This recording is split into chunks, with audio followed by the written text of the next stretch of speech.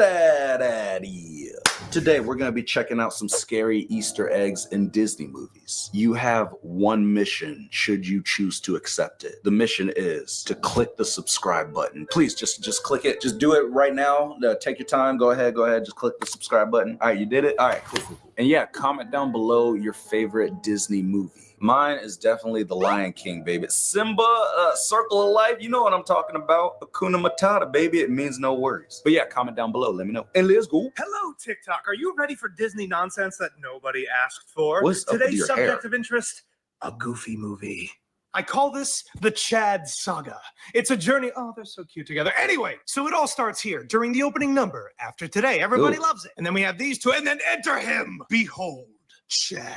His name is actually Chad, by the way. Remember this face. So first, we have this opening scene. Two ladies right here. He's already hitting on this one, who's actually voiced by Julie Brown, who also voiced Minerva Mink, and Julie Bruin. I have too many facts that no one cares about. Either way, just remember these two. That's all you need to know. All right. So then everybody celebrates their graduation, the bell rings, and then bam!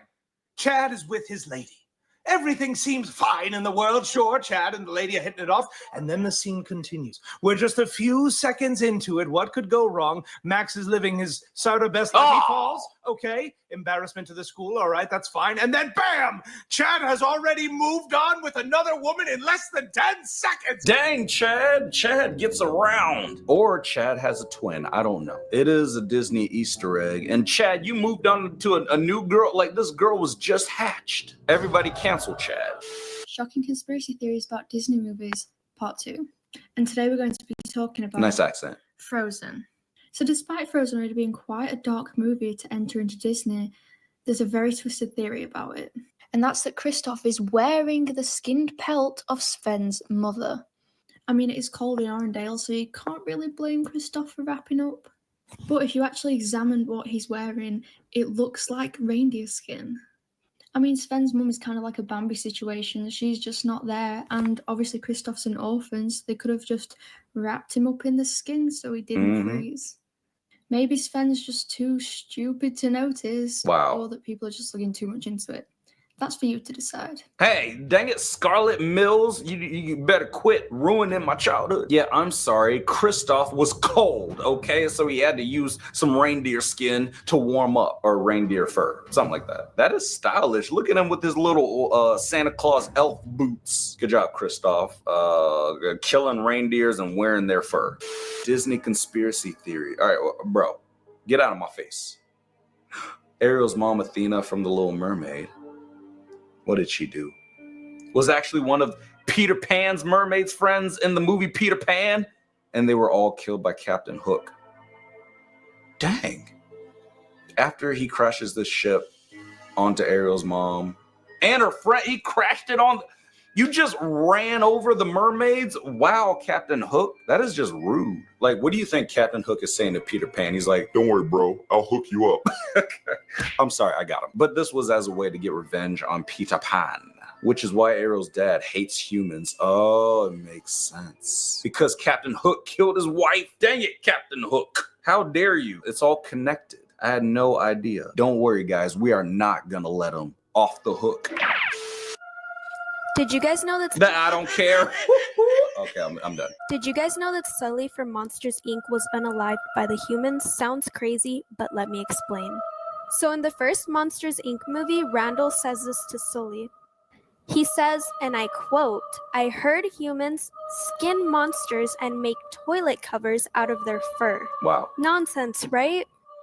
Well, actually, in a Disney short called Partysaurus Rex, just take a look. Is that Sully fur? Still don't believe me? Well, take a look at this. Yes, I know. Disney, you have some explaining to do. Yeah, Disney got a lot of explaining to do. But that's one toilet seat cover. They could have easily just like shaved Sully's back. It's just like this, and Sully's huge, so I'm sure they didn't like, completely kill Sully for it. But, they just gave him a haircut, that's all, and used it for a toilet seat cover. Looks good, by the way. Places that are forbidden to visit. Disney's Club 33. And you're going to want to watch to the end. I'm going to be clearing up some things I missed in the first video and I got wrong. Club 33 is an extremely exclusive club at Disney. Members can get a very private and expensive dining and lounge experience. They're tucked away in almost every Disney park across the world. The price to get in is crazy. The initial payment is anywhere from $25,000 to $33,000 depending on which park. Then $10,000 to $15,000 a year in annual fees to maintain your membership. Just because you have the money doesn't mean you're getting in either. Dang. There are only a small amount of memberships offered every year, and some years they don't offer any. It helps if you know somebody, but you have to submit a formal letter of inquiry too. Some of the perks of being a member include annual park passes, 50 single-day admission tickets, 5 private tours per year, fast passes, and access to Club 33 and exclusive lounges and restaurants. This formerly was the only place you could get alcohol. Now you can get alcohol over the park. Like and follow for more videos like these. Oh man, Club 33. It's a dang cult. Or it's just a place for rich people to, have dinner at Disneyland. Why do they call it Club 33? Is it because it costs $33,000? I guess we'll never know. I found the craziest Turning Red Pixar movie theories. Is Abby from Turning Red actually Agnes from Despicable Me? Yes. When she meets May in her panda form for the first time, she says this. So fluffy! You're so fluffy! It's so fluffy! Jeez. And it has been 20 years, which means May is probably 33 right now and has her own child. Since she kept the red panda, her new child is probably facing the same issues as her. And this is what's probably going to happen in Turning Red too. What the, bro, where the heck did you just come from? And where's the rest of your mustache? Dang it, Ruth Bell-Pan. How dare you try to connect the dots with Disney movies? And why do you have earphones with the cord on it? Come on, girl, it's supposed to be wireless. You got a few wires loose, if you know what I'm talking about. Did you know about this theory that connects Pinocchio with Snow White and the Seven Dwarfs? No. I didn't. If you've seen Pinocchio, then you probably know Geppetto as Pinocchio's father. What if I told you that Geppetto was in Snow White and the Seven Dwarfs? Was he? The theory is that Geppetto used to be one of the seven dwarves, that dwarf being Dopey. Dopey is very different from the other dwarves in both the way he looks and acts. True, he's human. It's believed that the dwarves found Dopey abandoned as a baby and took him. Wow, you kidnapped him. As Dopey grew older, he realized he wasn't a dwarf like his brothers, so he left for Italy and changed his name to Geppetto. Geppetto and Dopey have very similar features, like their big blue eyes and their red noses, and they also have similar mannerisms. They do be looking the same.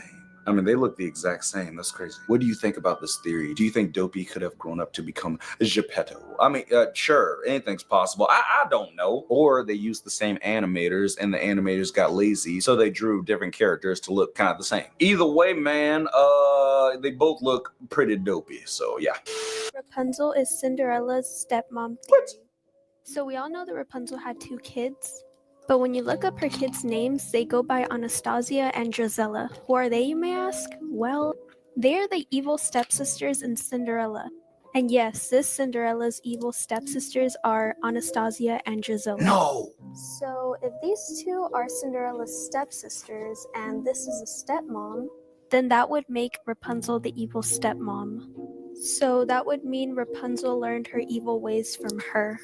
What? No, Rapunzel would never turn into the evil well, I guess she did. Dang it, Rapunzel, you have one job. Put down that pan. I love how that was her favorite weapon. She was just knocking people's block off with a skillet.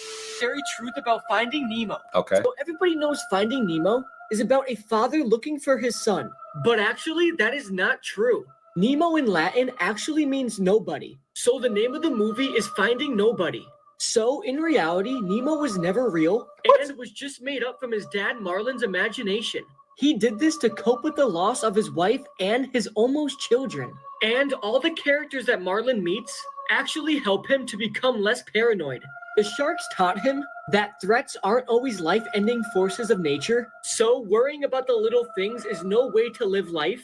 The turtles taught him that he cannot be in control of everything going on in his life, and that life is going to throw you curveballs, and you just have to react in the moment. Finally, Dory teaches him his biggest lesson yet, and that is to enjoy the moments you have instead of worrying about every little thing. Yeah, that sounds about right. Or Nemo was real, and Nemo has like a different meaning, like, in a different language or something. I don't know. You telling me he traveled the whole dang ocean to find nothing? Come on, man. What a waste of time. Disney fairy tales you grew up on were actually not what you think they were. Here are the real stories behind these fairy tales and their gory endings. Okay. Number 1. Snow White. What we saw. The queen unalives falling down a cliff. Snow White and her Prince Charming were married after he saved her life and lived happily ever after. The original ending. The evil queen is invited to the wedding, where she is forced to put on hot iron shoes and made to dance until she unalived.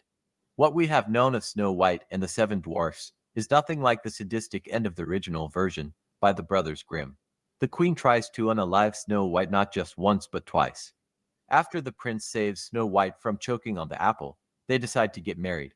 The two then invite the queen for a sadistic revenge that will ultimately take her life. If you enjoy this, Hey, oh, all right. Jeez, that voice came out of nowhere. That's just evil. Yeah, I do not want to know the real life like endings or like, you know, what these Disney movies were based on. They're a lot more